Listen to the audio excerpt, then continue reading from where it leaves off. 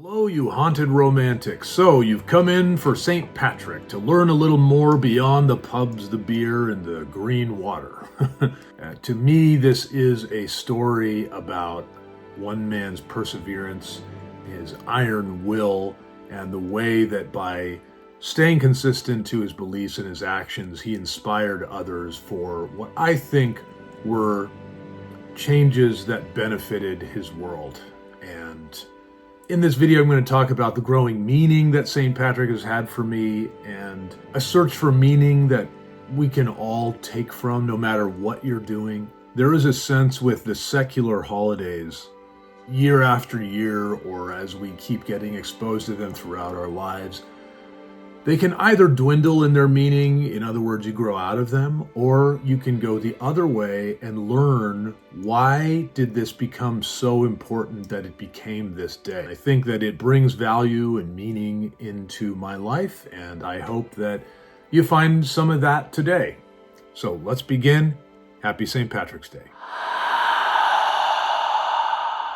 The last few years, I started noticing I was having the same feelings with St. Patrick's Day that I used to have when Halloween would roll around, which is a feeling of sadness and disappointment with the way that the possibilities of understanding why you might celebrate this day being lost to the shrouds of time. And Halloween is so much more, I think, even though as an American holiday, it really doesn't emerge from ancient rituals or anything. It's kind of, I guess, appropriated from Samhain, but that is a very deep appreciation for what goes on at that time, the harvest and the old legends, and paying attention to the other side, acknowledging that death is a thing, that it's a factor, that we harvest fruit and vegetables, and that brings us sustenance. It's a beautiful thing. Corn, and we have corn mazes. We do, festivals for the moon and the sun, and it's very deep. And then you just get parties, and you get trick-or-treating here. That's kind of the extent of it. The excuse to dress up, which is fun. And I think that America's culture became pop culture, though Christianity was, I'd say, a bit more baked into the beginning of this country. And I think I would say more of the strengths of Christianity were baked into it. A moral framework that kept us from, becoming indulgent barbarians. So I think that's a good thing personally. Now, I feel that same twinge of disappointment with St. Patrick's Day being reduced to wearing green and going into a pub. I am wearing green now, and who knows? I could end up at a pub tonight, but it might be for one beer because I'm not really in the practice of beer. I'm much more a cider guy. I come from a land of apples, apple orchards. Apple trees are profoundly influential to me aesthetically. I love that. Beer makes me sleepy after maybe one pint. Also, I don't know, beer kind of promotes a bit of estrogen, which is not my thing. Yeah, I'm serious. Estrogen with beer. So I wanted to share a little more of why St. Patrick is worthy of this extra attention. More than just dyeing the water green in Chicago or something like that. I think that his is a story of a humble, pious man who, I once heard it put best, made his life about the embracing of his own suffering as his clue to his path. And he was around the 5th century, though some put his birth in the very late 4th century. And he was the son of pious parents, so he had that exposure. And I do just want to say, before I get into all of this, because I know he's a prominent Christian figure, and I do have an admiration for the saints and various biblical stars and stories, because I love stories, and I find the Bible is some of the greatest ghost stories ever. And I think the language, of course, is beautiful, and it is amazing, I think, what the Bible did for Western culture in terms of bringing enlightenment and really saving us from a lot of barbarism. I think that there's been a trendy thing in the modern era to really demean or dismiss the strengths and victories of what the Enlightenment did, which was inspired pretty much by Christianity. And I do think that we suffer from the lack of spirituality in the modern age. So that's kind of where my values are. And I would say with Ghost in the Gaslight, it is about looking back. I'm all for technology, obviously, and looking forward, but it is very important to celebrate where we come from. That's part of who we are. You can't have the best future if you're not willing to acknowledge the strengths and weaknesses of the past. And I personally can't get enough of that. And that's more why we're here with St. Patrick and any other myths and legends and stories of wonder that human beings have done. So that's a little housekeeping there. But when he's 16, this boy who has exposure already to God is kidnapped by Irish pirates, and he is taken to Ireland. He's not Irish. St. Patrick's not Irish. He was born in an area between England and Wales. But he's taken away, and he is forced to become an animal herder or sheep herder under a druid. Because that's pretty much who's ruling Ireland. It's druids, chieftains of druids. And he is at a bit of a disadvantage there, being surrounded by only sheep. And he has this notion of prayer, lucky for him. And unfortunately, he's in a lot of solitude. But this forces him to do something with his time. And then he gets good in meditation, he gets good in prayer. And I don't think there's a coincidence with how throughout my life I've been exposed to meditation and prayer. And it's only been in the last few years that I have found myself doing it. I do mantras, I do various breathing exercises from my Hindu background, and I do the rosary every Tuesday and Friday and Sunday morning. And I find these very calming, I find them very powerful, and I start looking at things bigger than me, which is the best feeling, I must say. It has been this, it's been this kind of affirming quality of, where has this been all my life? And as I continue down this road, it's very rewarding. I'm sure many of you who watch this and are doing that as well, you know what I'm talking about. And he winds up getting so proficient at this that he'll get to a point where he'll say 100 prayers in a day. And then it's the nighttime and he says 100 more. He has gotten so pious that it's almost like he's getting an antenna to the Almighty. And then he goes to sleep and he starts dreaming these conversations with God. And then he has this one dream that tells him, your ship is ready. And he wakes up and he doesn't know what that means. He doesn't know what to do, but he's so devoted that he goes and he packs up all his stuff and just heads for the water. He's basically plotting his escape. because he believes he's gotten the permission to do so. He finds this little dinghy and he asks if he can come on, and these men are shuttling all their dogs, and they say, no, you can't. They yell at him to leave. And so he goes away crestfallen, and he goes to pray because, the druids are going to be looking for him soon, and he doesn't know what to do. And as he's praying, and the men are still there in the background, they see this boy, and they, something comes over them. They have this change of heart, and they go, boy, come back. You can come with us. And, obviously he's thinking his prayers are answered, and he says, thank you, how can I repay you? And they say, just show us your thanks in some way. But yeah, come aboard.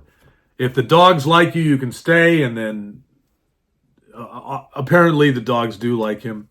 And there's this point they're shipwrecked and around the coast by Gaul, which I believe became France, if I'm not mistaken, but or Germany maybe, around there. And they're all distraught, and they endure like the brink of starvation, and they're saying, where's this God of yours? Because they don't believe in God. Who cares about God? They're all pretty much pagans. And he says that God will provide abundantly if you ask him. God can do anything.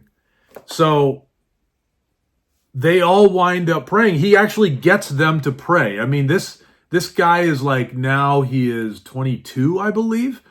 And he has the wisdom, the street smarts to turn this whole situation around. And he's got all of them praying. And what happens? All these wild pigs are seen. And the men grab as many of them as they can. They kill them. And they're able to feed on them. They're able to feed their decrepit dogs. And they save the whole little tribe. And you can guess, of course, they become totally devout to God after that. And so he's already basically a missionary. And then he pretty much gets back to his family and starts to return to life. But he realizes he's being called. And then he goes to Europe to enlist as a missionary.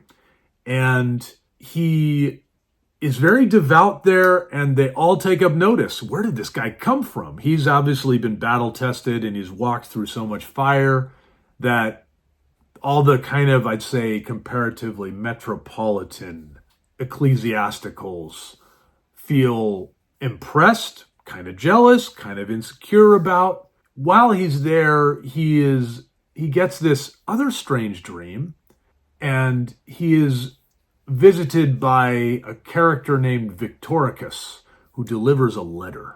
And the letterhead says, "A voice from the people of Ireland." And there's only two pieces of writing that have survived from St. Patrick. One is his confession, which is actually a very it's a very charming account of his life. And the other one is a letter that he wrote. But in that confession, there's this little place where it's a very kind of touching paragraph where he describes that he feels like he's being called by the people of Ireland to come and help them.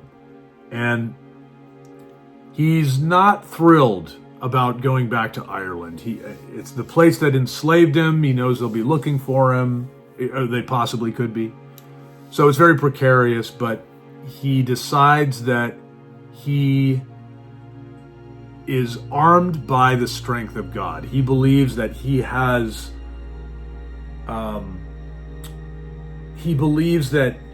proof in his life thus far. Which actually puts me in mind of an interesting thing that Mel Gibson said. Mel Gibson, when asked if he could prove the existence of God, and he said, yes, of course I can, and of course I took notice. I'm like, wow, anyone who says that, you got to pay attention. And when it's Mel Gibson, I'm all ears, Mad Mel is ready. And so, but Mel Gibson had said, I'm paraphrasing, but if you look at anyone who has devoted their life to God, it has always worked out better than if they hadn't. Which at first I thought was a kind of a simpleton's way of saying something, or I thought it was ignorant, but I felt like I knew what he was talking about, because the more I devote myself to, for instance, routine, and I've talked about it in previous videos, that routine decomplicates a task because you do it over and over, and then it just becomes easier, your connection becomes deeper, your expertise becomes better. And I would say, if you were to focus on something outside of you, bigger than you, I do believe the same thing would happen on a bigger, grander, more beautiful, divine, if you will, scale. And so at this point, I can only speculate this is what St. Patrick is feeling as he heads over. I guess he's Patrick at this point. He's not a saint yet, right? So he's heading over. He's taking this journey. You can only imagine how full of doubt and lack of confidence he has. He doesn't feel like he can do this. And he's scared. But something happens as he sets foot back on the soil of Ireland. And he realizes he is a warrior. He's a soldier who's being called into the great battle. And these are the Irish. They're the Druids. They're the Fae. They're the ones who defeated the Tuatha De Danann, who were the original gods and inhabitants of Ireland. And once the Tuatha De Danann were... Another thing to keep in mind is the Druids were not above human sacrifice. They were not above just wanton decapitation. They were pretty used to it. You were used to just dying for no reason, or being killed for no reason, or being killed for primitive reasons. And this is what Patrick is walking into. And he will have many encounters with these Druid chieftains who do not trust him. They say he's an outsider, and they move to basically destroy him in some way. And he winds up, even though they'll throw him in chains, they'll beat him, they'll take him prisoner, they'll put him in prison, he'll be forced to endure so many of these conditions. But Patrick has two things going for him. He has gotten used to enduring suffering. He's gotten used to being in control of his mind. He's also been among the Irish. He has street smarts. He is relatable to them. He's basically like a priest or a blue-collar politician in a sense, because he can talk to them in the language they use. His Latin is kind of rustic. This is part of why the ecclesiasticals just look down on him and everything, because he's going there to learn, but they just see that he's lower status. But in the end, I think that this lower status side is what saves his life and makes him connect and relatable with the Druids. And the Druids can't write. So he's teaching them with examples in nature. There's the famous three-leaf clover that is associated with them, and that's partly because there's a famous story where he's teaching them the divinity and the Trinity with it. But he doesn't, it's almost like a coincidence of the three and the Trinity, because he's not teaching the mystery, as I understand it, of the Holy Trinity with the three-leaf clover, as is somewhat, I think, maybe crudely said by historians. I've heard that what he was doing was he was answering a challenge that these Druids were saying, look, how can we believe what you're saying if you can't explain it to us? Explain it to us. And he holds up the three-leaf clover and he says, how many flowers is this? Is this 3 flowers or 1 flower? And they all said, it's 3. And he said, but it has 1 stem. And they're kind of befuddled by it. And he says, "You can't explain this flower. How do you expect me to explain the Trinity? The Trinity is one of the great mysteries, and it is not to be explained." It's almost like a battle of wits for the sake of his life that he keeps getting into with these. And miraculously, throughout his life, not only does he beat them one after another and keep converting them, but he's able to live till about 80, which is wild. I mean, back then, people didn't live that long. But also, he'd have a chieftain who he had converted. And he's going through Ireland when he should be a marked man and with a big target on his back. And he is constantly affirming people. He is baptizing people left and right. And he winds up, I think the figure is he converted or baptized 120,000 Irish to Christianity. Pretty wild. And going back to the brutality that was happening in a lot of the pagan rituals at that time, I'm a fan of the pagan rituals. I think they're fascinating. I'm a ghost storyteller, so I love all of it. But that is something to celebrate. That pretty much by the time he is done with the conversion of Christianity, he's pretty much ended the much more primitive way of doling out, overcorrections of justice, shall we just say. And now there are certainly, there are dark days Christianity gives us the dark ages in many sense. But I think that St. Patrick is such a singular example of a person. And when life gives you lemons, who made lemonade more often than he did? There's a famous mountain that he climbed. It's called now Crow Patrick, CRAUGH, I think. But I think it was originally called Crow Angle, but got renamed Crow Patrick. But he scales this mountain and he meditates and prays on it for 40 days and 40 nights because he says, if Christ can go do this, I will do this for him.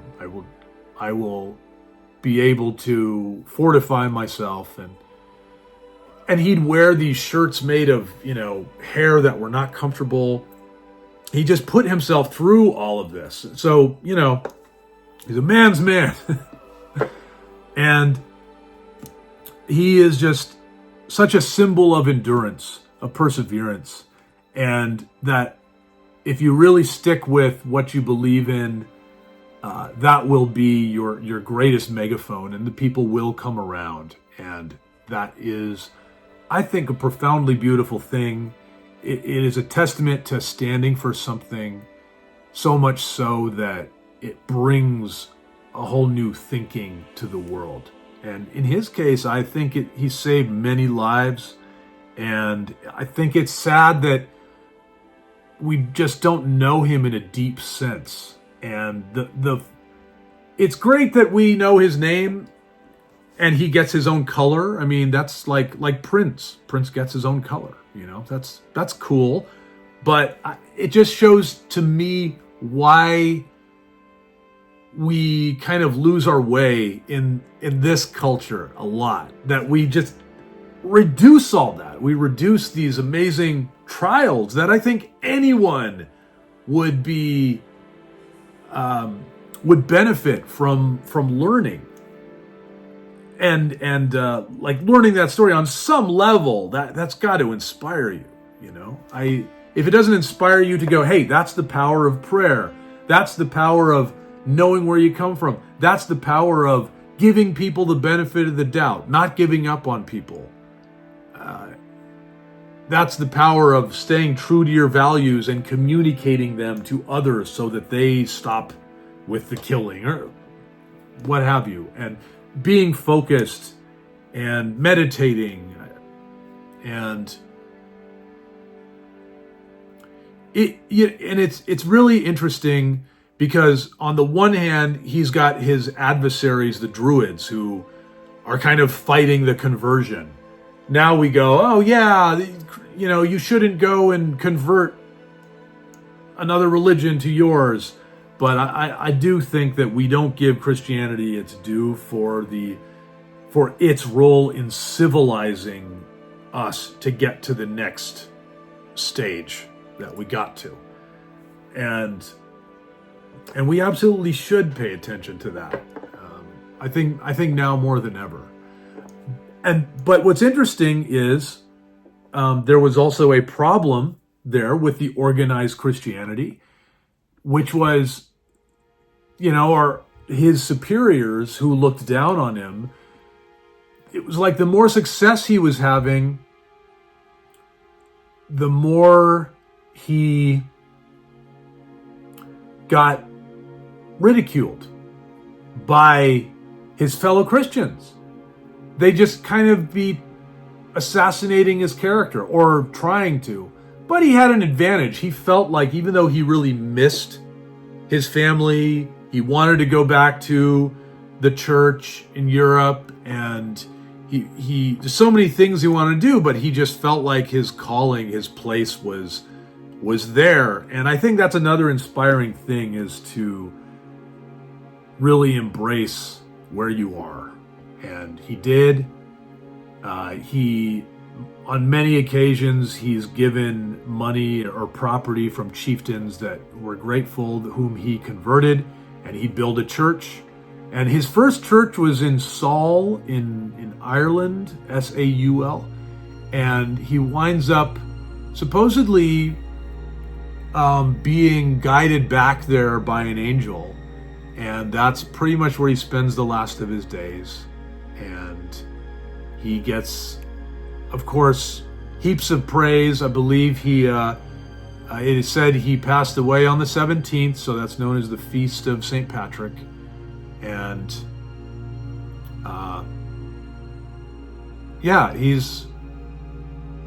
I think it's a magical story, and every year I just learn a little bit more of it. Just like every year I get a little more of appreciation for autumn. Every year I get more of an appreciation for Halloween. And I think that there's plenty of St. Patrick year after year to appreciate.